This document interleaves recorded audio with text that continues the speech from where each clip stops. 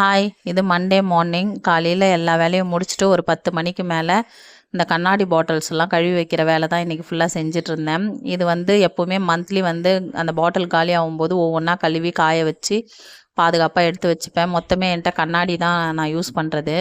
இந்த ஒரு 2-3 டப்பாவுக்கு மட்டும் பெரிய பெரிய டப்பா பிளாஸ்டிக்கில் வச்சுருக்கேன். மற்றதெல்லாம் கிளாஸ் தான். அதெல்லாம் பார்த்து ரொம்ப பக்குவமாக அப்படியே பொத்தி பொத்தி பாதுகாத்து வச்சுப்பேன்.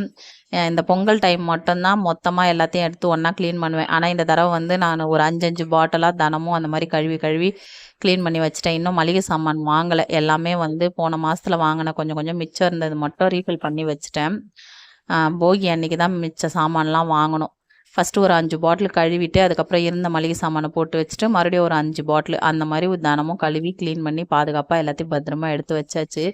கண்ணாடி பாட்டில்லாம் வீட்டில் இருக்கும்போது அந்த கிச்சனே ஒரு தனி அழகாக தான் இருக்குது பிளாஸ்டிக் பாட்டிலை விட.